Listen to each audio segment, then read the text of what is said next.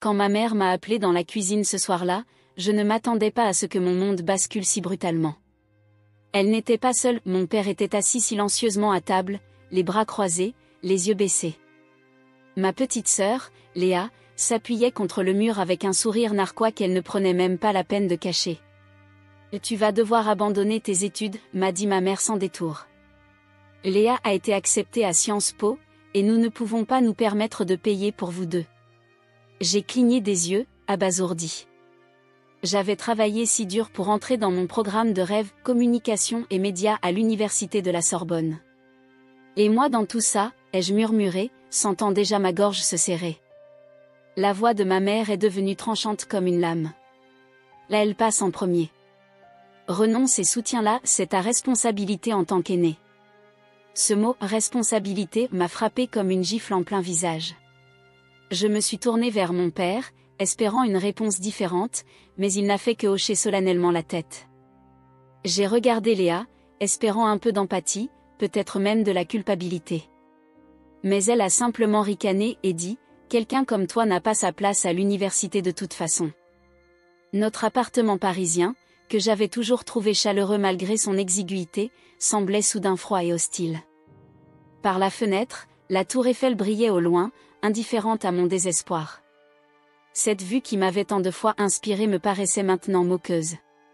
J'ai passé la nuit à pleurer silencieusement, recroquevillé sur mon lit, serrant contre moi le recueil de poèmes de Prévert que mon professeur de littérature m'avait offert. Comment pouvait-il me demander d'abandonner mes rêves ? J'avais passé des heures à la bibliothèque Sainte-Geneviève à préparer mes examens, à travailler à mi-temps dans une petite librairie du quartier latin pour payer mes livres. Tout ça pour rien ?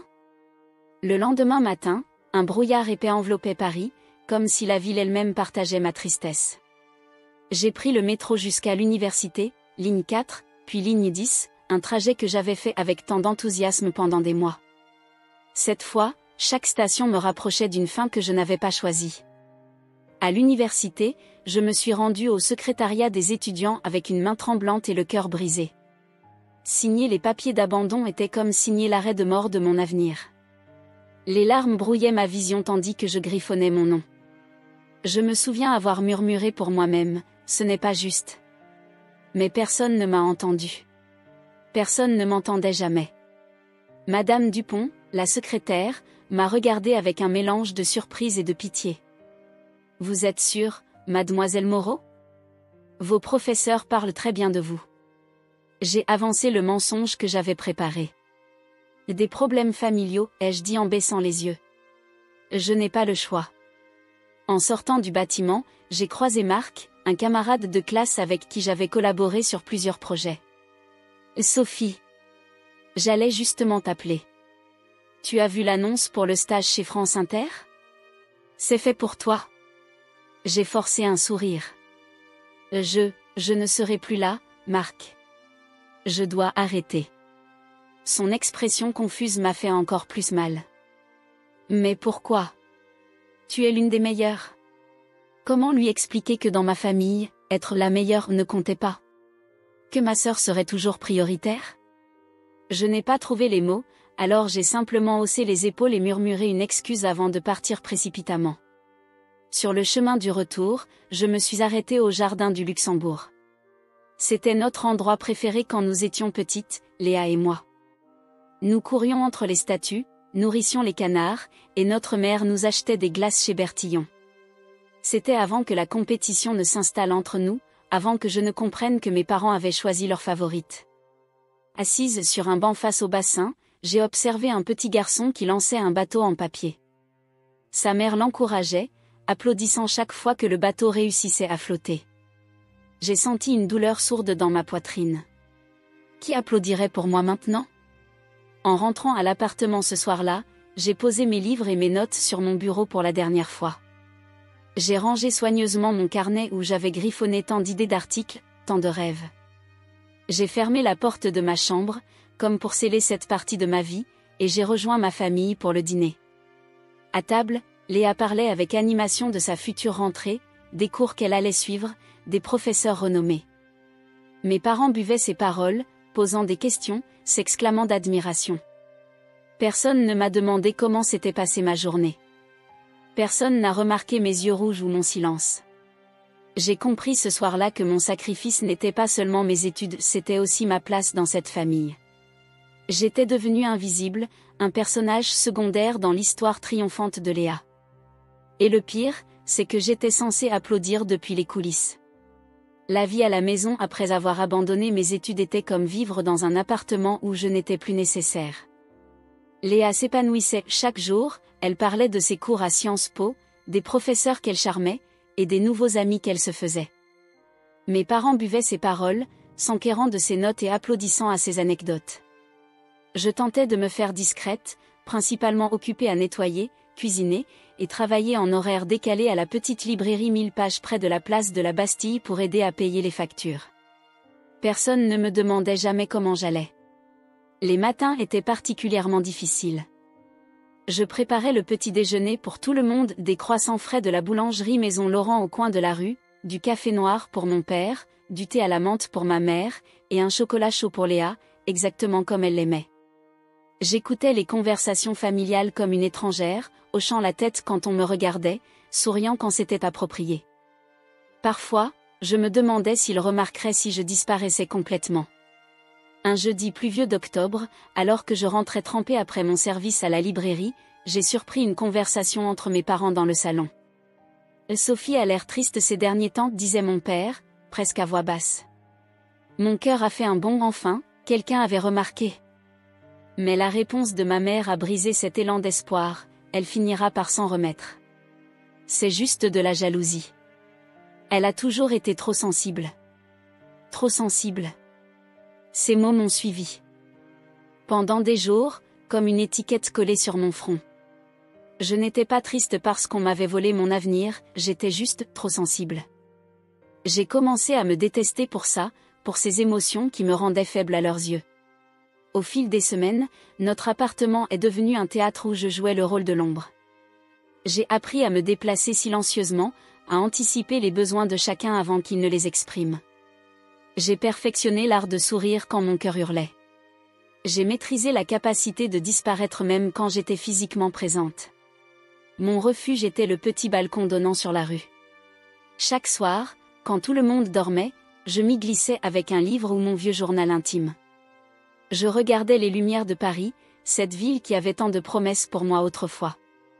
Je me demandais ce que faisaient mes anciens camarades de classe, s'ils pensaient parfois à moi, la fille qui avait disparu sans explication. Un soir, j'ai entendu Léa se vanter au téléphone, « Ouais, ma sœur a abandonné pour moi. » Tu peux le croire ? Elle perdait son temps de toute façon. Je suis restée figée devant sa porte, le souffle coupé. Le pire n'était pas ces mots, c'était qu'elle les croyait vraiment. Les sacrifices que j'avais faits étaient invisibles pour elle, et pire encore, insignifiants. Monsieur Pelletier, le propriétaire de la librairie où je travaillais, était la seule personne qui semblait remarquer mon existence. Un homme aux cheveux grisonnants et aux lunettes rondes, il avait cette habitude de me poser des questions sur mes lectures, sur mes opinions, comme si elles comptaient. « Tu as une belle plume, Sophie », me disait-il souvent après avoir lu mes recommandations de livres pour les clients. « Tu devrais écrire. » Ces encouragements étaient comme des gouttes d'eau dans un désert, trop rares pour étancher ma soif, mais suffisantes pour me maintenir en vie. C'est chez 1000 pages que j'ai rencontré Antoine, un étudiant en philosophie qui venait chaque vendredi chercher un nouveau livre. Il avait cette façon de parler des idées comme si elles étaient vivantes, comme si elles méritaient d'être défendues avec passion. Un jour, il m'a demandé ce que j'étudiais. J'ai hésité, le mensonge au bord des lèvres. J'étais en communication à la Sorbonne. Mais j'ai dû arrêter. Pourquoi ? A-t-il demandé, sans jugement, juste avec curiosité. Pour la première fois, j'ai raconté mon histoire à quelqu'un. Les mots sont sortis comme un torrent, toute cette injustice enfin exprimée. Antoine a écouté attentivement, sans m'interrompre. Quand j'ai fini, il m'a simplement dit, « C'est injuste, Sophie. Mais ce n'est pas la fin de ton histoire. » Ce soir-là, je suis rentrée à la maison avec un sentiment étrange, comme si un petit coin de mon âme avait été libéré. Mais la réalité m'a vite rattrapée. Léa avait invité des amis de sa faculté, et notre petit appartement était rempli de rires et d'anecdotes sur des professeurs que je ne connaîtrais jamais. Ma mère avait préparé un festin, coq au vin, gratin dauphinois, tarte tatin, des plats qu'elle ne cuisinait que pour les occasions spéciales. Elle ne faisait jamais cet effort quand c'était juste nous. Je me suis glissée dans la cuisine pour aider, attrapant des assiettes, remplissant des verres de vin. Là, Sophie, parfait, a dit ma mère en me voyant. Tu peux servir, s'il te plaît? J'étais devenue la serveuse dans ma propre maison. Pendant le dîner, un des amis de Léa, Thomas, a demandé ce que je faisais. Avant que je puisse répondre, Léa a dit avec désinvolture, « Oh, Sophie travaille dans une librairie. Elle aime les livres. » Comme si toute mon identité pouvait être résumée en une phrase, comme si mes rêves n'avaient jamais existé. J'ai souri poliment, avalant la boule dans ma gorge avec une gorgée de vin. Sous la table, mes ongles s'enfonçaient dans mes paumes. La nuit, je rêvais de mes cours, de mes professeurs, des articles que je n'avais jamais eu la chance d'écrire. Dans ces rêves, j'étais visible. J'étais entendue. J'avais de la valeur. Mais chaque matin, je me réveillais dans une réalité où j'avais été effacée. Un dimanche matin, en faisant du rangement dans le salon, j'ai trouvé un journal que Léa avait laissé traîner. Un article sur le journalisme moderne attira mon attention. En le lisant, je reconnus des idées que j'avais partagées avec ma sœur des mois auparavant, des théories que j'avais développées pendant mes études. Mon sang ne fit qu'un tour, elle utilisait mes connaissances, mes passions, comme si elles étaient siennes, tout en me regardant de haut. Ce fut la goutte d'eau.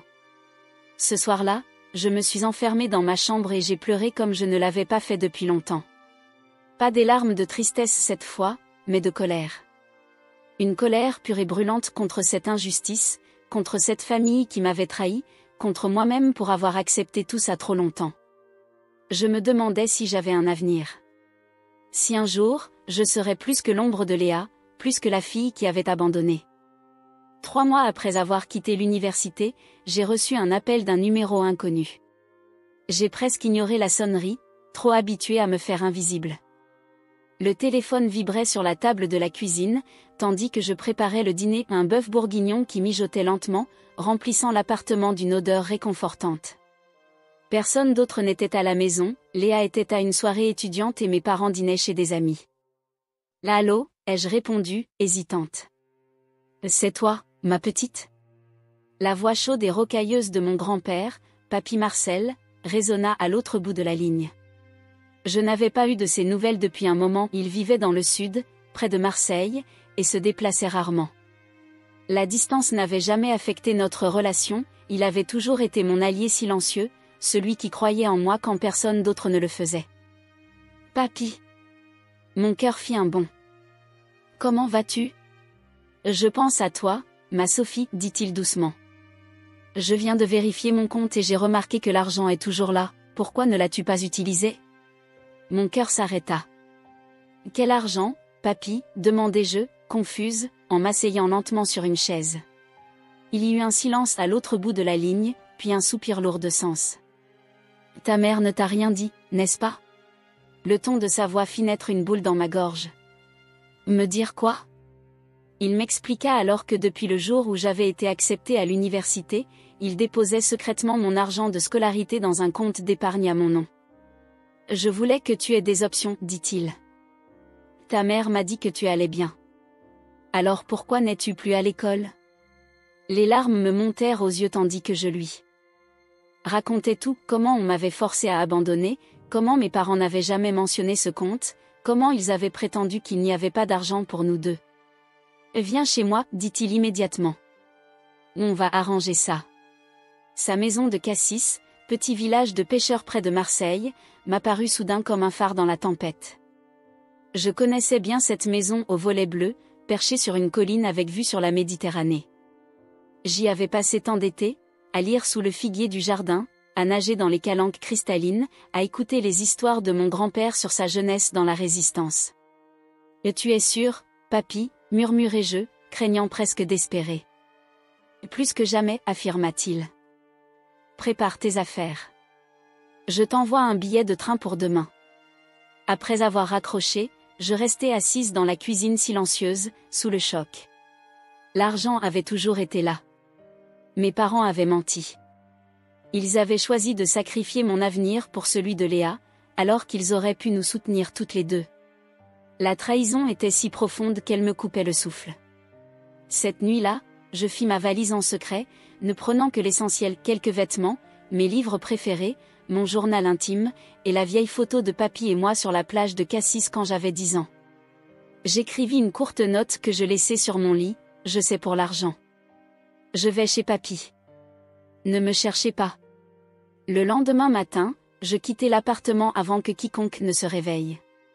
Le ciel parisien s'éclaircissait à peine, mais mon cœur était déjà plus léger. Pour la première fois depuis des mois, j'avais un plan, un espoir.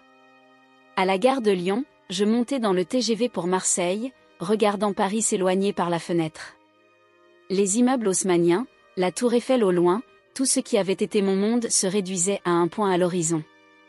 Je ne savais pas si je reviendrais un jour. Le voyage de 3 heures me parut à la fois interminable et trop court. J'oscillais entre l'exaltation et la terreur. Avais-je le droit de reprendre ma vie en main? N'étais-je pas égoïste d'abandonner ma famille? Puis je me rappelais leurs mensonges, leurs trahisons, et ma résolution se renforçait. Papy m'attendait sur le quai de la gare Saint-Charles, son béret basque vissé sur sa tête comme toujours, ses yeux bleus pétillants de malice malgré son âge. À 78 ans, il se tenait toujours droit, avec cette dignité tranquille des hommes qui ont traversé des guerres et en sont sortis plus forts. Quand il me vit, son visage s'illumina d'un sourire qui réchauffa mon âme gelée. « Ma petite » s'exclama-t-il en m'ouvrant les bras. Je me précipitai vers lui, laissant tomber ma valise pour me blottir contre sa poitrine. Son odeur familière, un mélange de tabac à pipe, de lavande et de sel marin m'enveloppa comme une couverture. Pour la première fois depuis que j'avais quitté l'université, je me sentis en sécurité. « Je suis tellement désolé, murmura-t-il en caressant mes cheveux. Je n'aurais jamais dû faire confiance à ta mère pour cette affaire. Ce n'est pas ta faute, papy, dis-je en essuyant mes larmes. Et tu ne pouvais pas savoir. Nous prîmes le bus jusqu'à Cassis, puis marchâmes jusqu'à sa maison. Le chemin grimpait à travers les pins et les oliviers, avec la mer comme toile de fond. L'air était imprégné de thym et de romarin, si différent de la pollution parisienne. Je respirais profondément, comme si je pouvais inhaler cette nouvelle chance qui m'était offerte. La maison était exactement comme dans mes souvenirs, petite mais chaleureuse, avec ses murs en pierre calcaire et son toit de tuiles roses. À l'intérieur, les étagères croulaient sous les livres, les photos de famille ornaient les murs, et la vieille horloge comtoise rythmait le temps avec une constance rassurante. Papy m'installa dans la chambre d'amis, qui avait toujours été un peu la mienne, avec sa vue sur le port et ses rideaux en dentelle que grand-mère Simone avait confectionnés avant sa mort. « Repose-toi aujourd'hui, dit-il. Demain, nous irons à l'université. » Je dormis cette nuit-là d'un sommeil profond et sans rêve, bercé par le chant des cigales et le murmure lointain de la mer. Pour la première fois depuis des mois, je ne me sentais plus comme une ombre.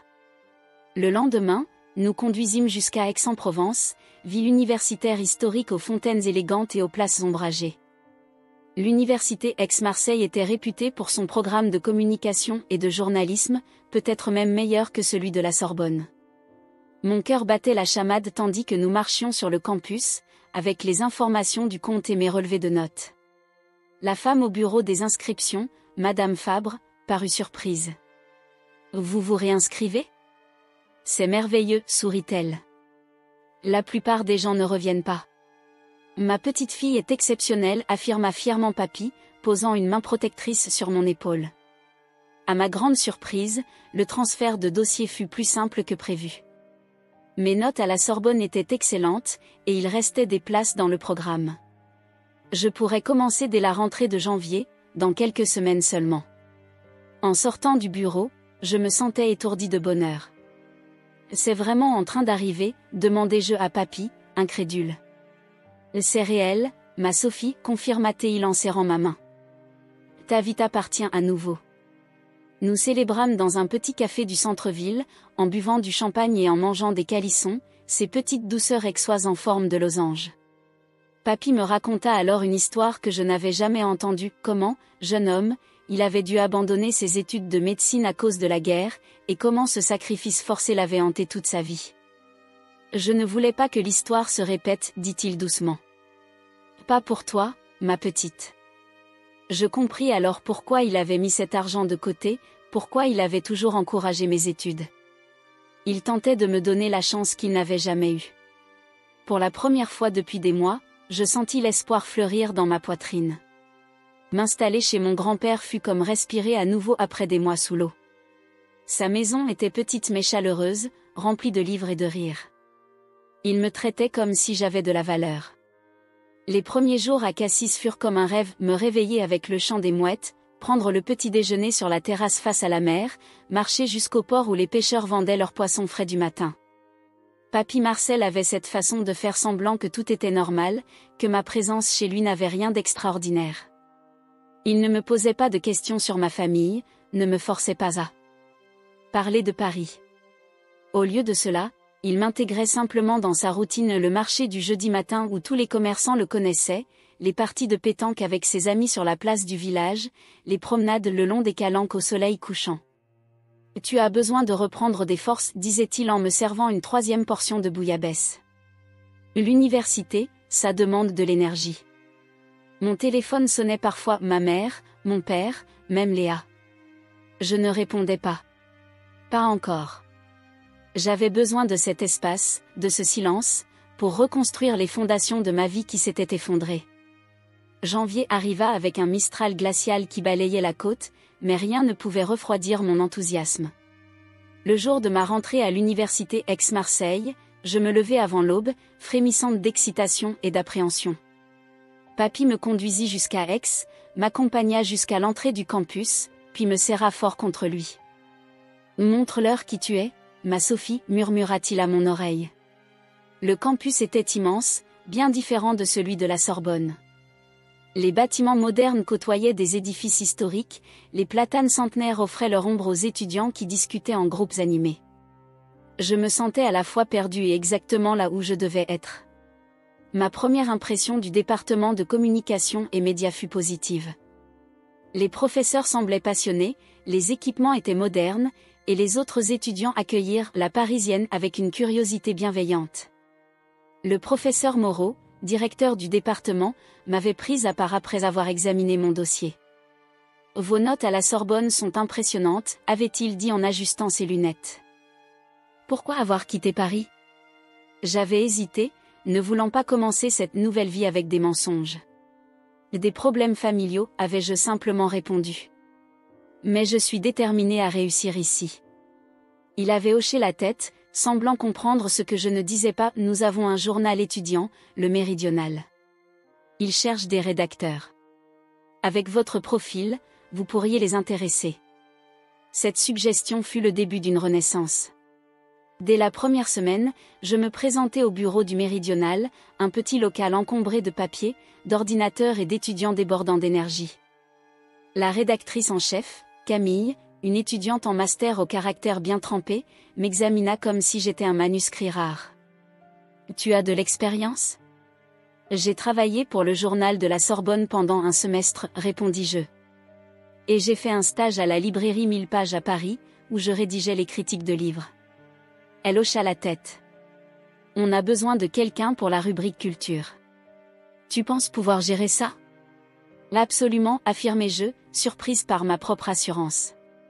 Ce fut le début d'une période intense mais exaltante. Je jonglais entre les cours, les articles pour le Méridional, et ma nouvelle vie à Cassis. Chaque jour était un défi, mais un défi qui me nourrissait au lieu de me vider. Je reprenais des courses que j'avais déjà suivies à Paris, mais je les voyais maintenant sous un nouvel angle, avec une faim d'apprendre que je n'avais jamais ressentie aussi intensément. Le trajet quotidien entre Cassis et Aix était long, presque 2 heures aller-retour, mais je ne m'en plaignais jamais. Ces moments dans le bus régional devinrent mon temps de réflexion, d'écriture, de préparation mentale. Je regardais défiler les paysages provençaux, les vignobles, les champs de lavande encore dormants en cette saison, les villages perchés sur des collines et je sentais mon âme s'ancrer dans cette terre. Lentement, Aix devint ma nouvelle ville. Je découvris ses ruelles pittoresques, ses cafés animés, ses fontaines qui murmuraient des histoires séculaires. Je me fis des amis, pas beaucoup, mais des vrais. Emma, qui étudiait la photographie et m'accompagnait dans mes reportages pour le Méridional, Lucas, un étudiant en lettres passionné de Camus qui débattait avec moi jusqu'aux petites heures du matin, Yasmine, future réalisatrice qui me fit découvrir le cinéma méditerranéen. Il ne connaissait pas mon histoire, du moins pas entièrement, mais il semblait intuitivement comprendre que j'avais besoin d'espace et de temps. Ils m'intégrèrent dans leur groupe sans me forcer à révéler ce que je n'étais pas prête à partager. Au fil des semaines, je me lançais dans mes études avec une détermination presque féroce. Je me jetais dans chaque devoir comme si ma vie en dépendait. Mes professeurs remarquèrent cette intensité. « Vous n'avez rien à prouver, mademoiselle Moreau », me dit un jour le professeur Lambert après que j'eus rendu un essai de 30 pages quand 15 étaient demandés. La qualité prime sur la quantité. Mais j'avais besoin de prouver quelque chose à moi-même, à ma famille absente, au monde entier peut-être. Que j'étais capable. Que j'avais ma place ici. Que l'abandon forcé de mes études parisiennes n'avait pas été la fin de mon histoire. Les premiers résultats d'examen arrivèrent fin février, excellents dans toutes les matières. Papy accrocha fièrement mon relevé de notes sur le réfrigérateur, comme il l'aurait fait pour une enfant de primaire. Ce geste simple me toucha plus que n'importe quel grand discours. Pour la première fois de ma vie adulte, quelqu'un célébrait mes réussites sans les comparer à celles d'une autre. Mon premier article majeur pour le Méridional, une analyse du traitement médiatique des mouvements sociaux contemporains, fut publié en mars, occupant toute la page centrale. Voir mon nom imprimé, mes idées exposées, provoqua une émotion que je n'avais jamais connue. Papy en acheta 10 exemplaires qu'il distribua fièrement à ses amis du village. « Ils ont essayé de faire taire ta voix, dit-il en encadrant l'article pour l'accrocher dans le salon, mais tu l'as transformé en histoire. C'est ça, le pouvoir. » Ces mots résonnèrent en moi profondément. Oui, on avait tenté de me réduire au silence, de me faire croire que mes aspirations n'avaient pas d'importance. Mais ici, à l'autre bout de la France, j'avais trouvé une nouvelle voix, plus forte peut-être parce qu'elle avait été temporairement étouffée. Le printemps arriva, transformant la Provence en une explosion de couleurs et de parfums. Les amandiers fleurissaient, les marchés regorgeaient de fruits et légumes frais, la mer retrouvait son bleu intense. Je m'épanouissais en même temps que la nature.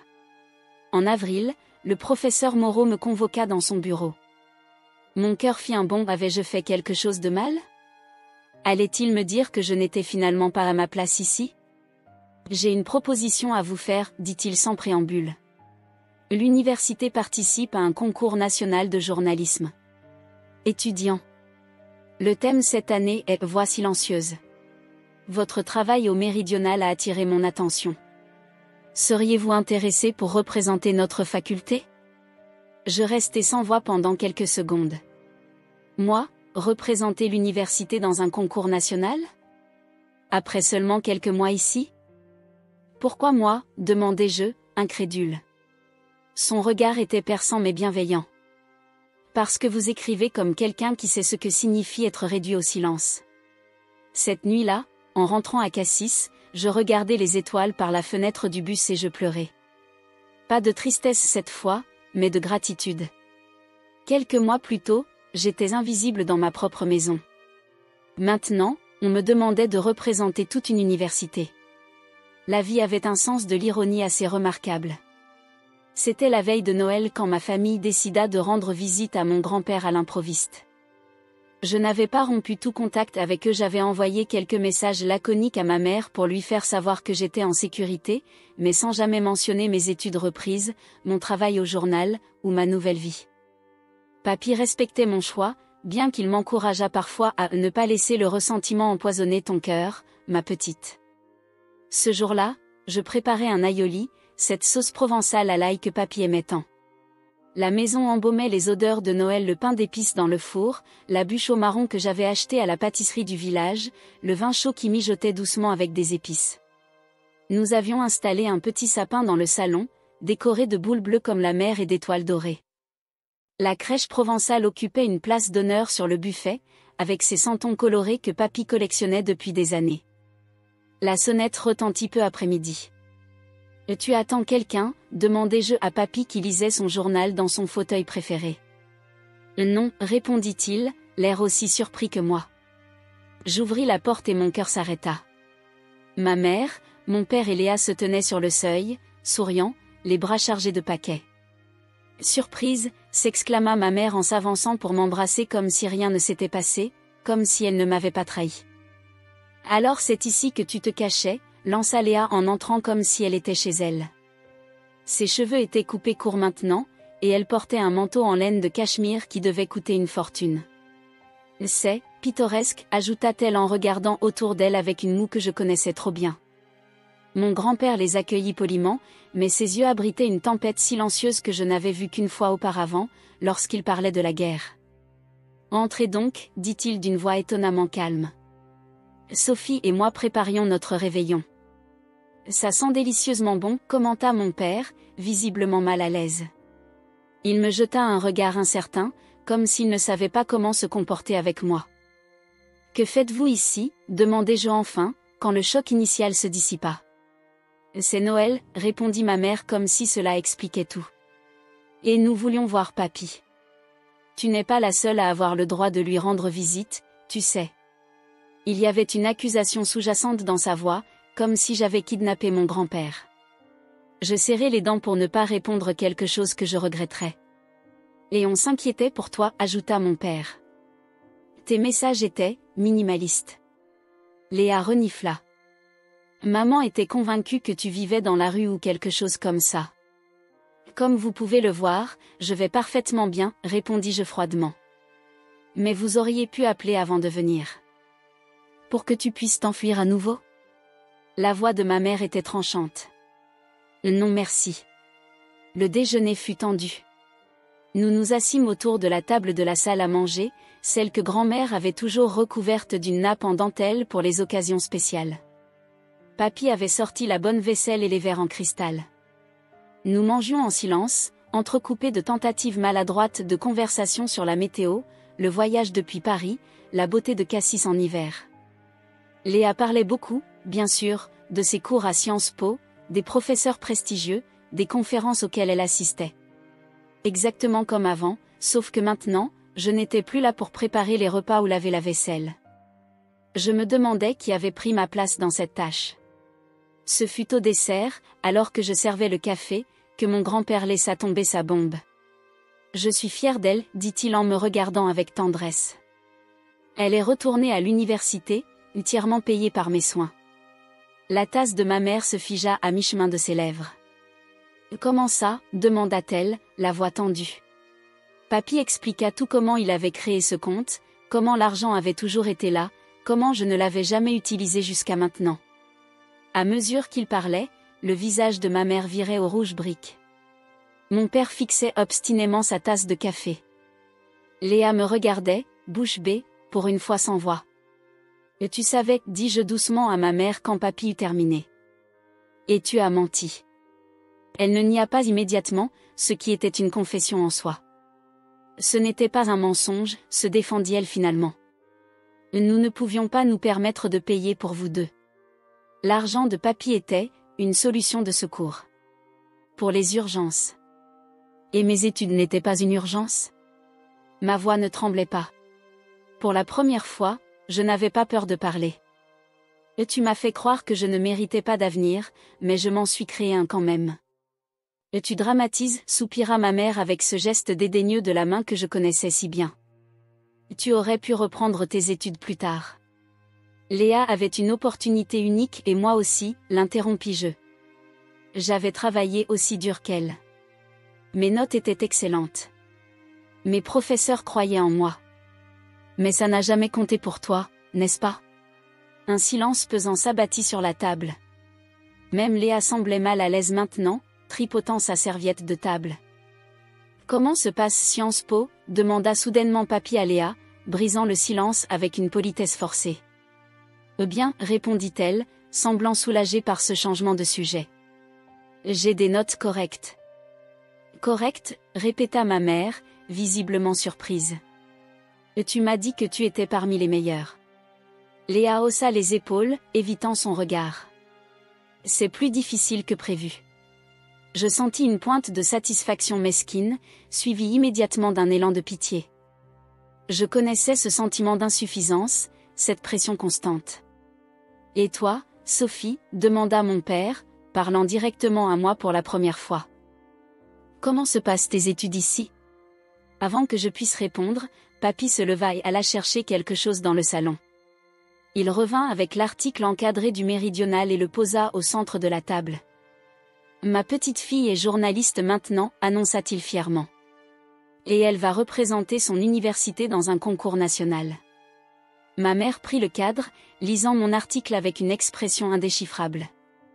Mon père se pencha par-dessus son épaule, ses yeux parcourant rapidement le texte. Léa croisa les bras, n'essayant pas de regarder. C'est bien écrit, admit finalement ma mère, reposant le cadre. Il y avait quelque chose dans sa voix, regret? Surprise? Je n'aurais su dire. Un professeur m'a dit récemment que j'écris comme quelqu'un qui sait ce que signifie être réduit au silence, dis-je calmement. Il avait raison. C'est une expérience que je connais intimement. Mon père eut la décence de paraître honteux. Ma mère resta stoïque, mais je vis une fissure dans son armure, un éclair de doute dans ses yeux. Quant à Léa, elle me regardait différemment maintenant, comme si elle me voyait vraiment pour la première fois. « Tu aurais dû nous dire que tu reprenais tes études, dit-elle finalement. »« On ne savait pas, vous n'avez jamais demandé, répondis-je simplement. Vous ne m'avez jamais demandé comment j'allais, ce que je voulais, ce dont j'avais besoin. J'étais juste, là. Jusqu'à ce que je ne le sois plus. » Le repas s'acheva dans une ambiance étrange. Nous échangeâmes les cadeaux de Noël, j'avais acheté de petites choses pour eux, plus par habitude que par envie. Ils semblaient surpris, comme s'ils ne s'attendaient pas à ce que je me souvienne de cette tradition. Ma mère m'offrit un foulard en soie, mon père un livre, et Léa une bougie parfumée, des cadeaux impersonnels, achetés à la hâte. Ils restèrent jusqu'au soir, et nous dînâmes avec les restes du déjeuner, personne n'ayant vraiment faim. La conversation était polie mais superficielle, évitant soigneusement le sujet de ma nouvelle vie ou des mensonges passés. Ce n'était ni une réconciliation ni une rupture définitive, juste un étrange entre-deux. Quand ils partirent enfin, promettant de revenir bientôt, une promesse que je n'étais pas sûre de vouloir qu'ils tiennent, je me sentis vidée mais étrangement légère. Ma mère m'embrassa sur la joue, hésitante comme elle ne l'avait jamais été. « Tu as l'air bien ici, murmura-t-elle, et c'était peut-être le compliment le plus sincère qu'elle m'ait jamais fait. Mon père me serra maladroitement dans ses bras, murmurant un « je suis désolé » presque inaudible. Léa me fit un signe de la main depuis la voiture, ni chaleureux ni froid, juste, neutre. Je les regardais s'éloigner sur le chemin sinueux qui menait à la route principale, les phares de leur voiture disparaissant dans la nuit provençale. Papy passa un bras autour de mes épaules. « Tu te sens comment » demanda-t-il doucement. Je réfléchis un moment. « Libre » répondis-je finalement. « Je me sens libre. Je termine mes études au printemps prochain. Mon mémoire de fin d'études sur le silence comme forme d'oppression dans les structures familiales contemporaines a été sélectionné pour publication dans la revue de sociologie de la communication, un honneur rare pour une étudiante de licence. Je postule pour des stages dans plusieurs magazines nationaux et j'ai déjà 2 entretiens programmés, un chez Libération et un autre chez Mediapart. Mon grand-père sera au premier rang lors de la cérémonie de remise des diplômes. Mes parents ? Je n'ai pas beaucoup eu de leurs nouvelles depuis ce dîner de Noël. Mais je n'ai plus besoin de leur approbation. L'hiver a cédé la place au printemps, puis à l'été brûlant de Provence. Les touristes ont envahi Cassis, transformant le petit port paisible en une fourmilière colorée et bruyante. J'ai trouvé un job saisonnier comme guide pour des excursions en bateau dans les Calanques, une manière parfaite de gagner un peu d'argent tout en profitant de la mer que j'ai appris à aimer. Entre 2 visites guidées, je travaille sur mon mémoire, assise à la terrasse du café des 2 frères face au port, avec un café glacé et mon ordinateur portable. C'est là que Camille, ma rédactrice en chef du Méridional, m'a trouvé un matin de juillet. « Tu ne réponds jamais à ton téléphone » m'a-t-elle lancé en s'asseyant en face de moi sans cérémonie. « Désolée, je le laisse en mode silencieux quand je travaille » ai-je répondu, surprise par son apparition. « Qu'est-ce qui t'amène à Cassis ?» Elle a poussé vers moi une enveloppe. « On a gagné » a-t-elle dit simplement, un sourire fendant son visage habituellement sérieux. J'ai ouvert l'enveloppe les mains tremblantes. C'était une lettre officielle du jury du concours national de journalisme étudiant. Mon article « Voix silencieuse », quand la famille devient le premier censeur, avait remporté le premier prix dans la catégorie analyse sociologique. Le prix comprenait une somme d'argent non négligeable, et, plus important encore, un stage de 6 mois au journal Le Monde. Le Monde, ai-je murmuré, incrédule. C'est exactement ce que tu mérites, a complété Camille. Ton article était brillant, Sophie. Courageux et important. J'ai écrit cet article en puisant dans mon expérience personnelle, sans jamais la mentionner explicitement. J'avais interviewé des dizaines d'étudiants qui avaient abandonné leurs études sous la pression familiale, j'avais analysé les dynamiques de pouvoir qui permettent à certains membres d'une famille d'étouffer les aspirations des autres. C'était à la fois académique et profondément personnel, une catharsis transformée en recherche. La nouvelle du prix s'est répandue rapidement dans notre petit monde universitaire. Le professeur Moreau m'a envoyé un message de félicitations, mentionnant qu'il n'était pas surpris le moins du monde. Mes amis ont organisé une petite fête sur la plage de Cassis, avec du rosé local et des fruits de mer grillés. Papy rayonnait de fierté, racontant à qui voulait l'entendre que sa petite fille allait travailler au Monde. J'ai appelé mes parents pour leur annoncer la nouvelle.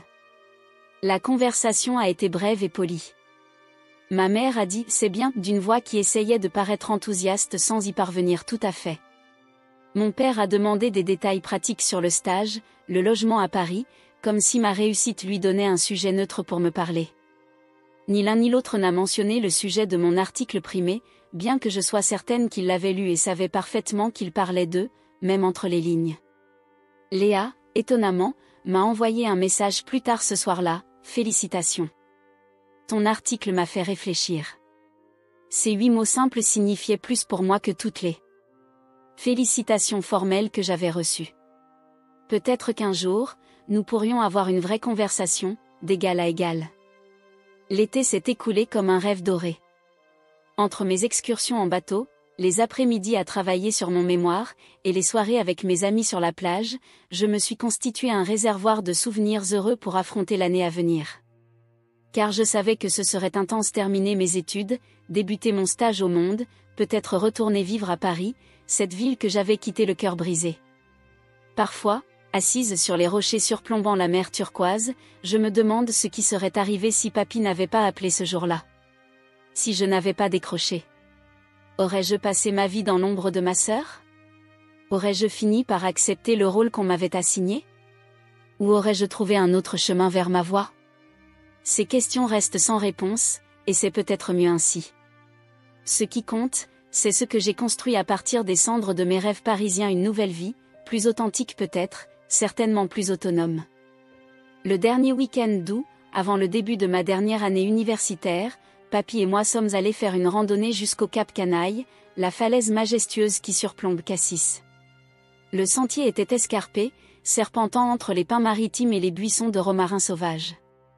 La chaleur était intense, mais nous avions remporté suffisamment d'eau et progressions lentement, savourant chaque étape du chemin. Arrivés au sommet, nous nous sommes assis sur un rocher plat face à l'immensité bleue.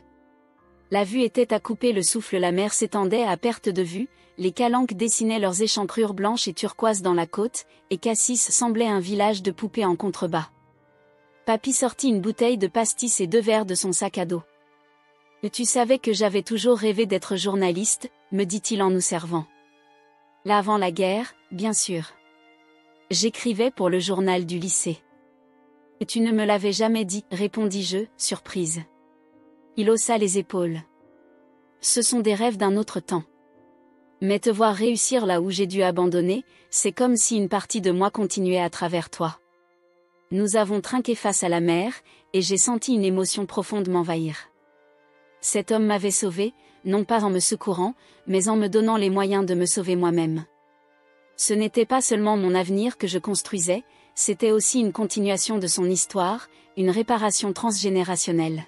« À ton brillant avenir, ma Sophie, dit-il, les yeux brillants. »« À nos voix, répondis-je doucement. La dernière année universitaire passa à une vitesse vertigineuse. Entre les cours intensifs, les recherches pour mon mémoire, et la préparation de mon stage à Paris, je n'avais guère le temps de m'inquiéter de l'avenir. J'avais trouvé un petit studio dans le 11e arrondissement, pas très loin du journal. C'était minuscule et ridiculement cher, mais c'était à moi le premier espace qui m'appartiendrait vraiment. Je retournais à Paris, mais pas comme la même personne qui en était partie, brisée et silencieuse. Je revenais plus forte, avec une voix que j'avais appris à faire entendre. Cette ville qui avait été le théâtre de mon effacement allait maintenant m'accueillir sous une nouvelle identité. Sophie Moreau, journaliste primée, future stagiaire au Monde. Papy insista pour m'accompagner à Paris pour m'installer. Je ne suis pas si vieux que je ne puisse porter quelques cartons, protesta-t-il quand je suggérai qu'il n'était pas nécessaire qu'il fasse ce long voyage. En vérité, j'étais soulagée de l'avoir à mes côtés pour ce retour symbolique. Il représentait ma nouvelle vie, ma force retrouvée.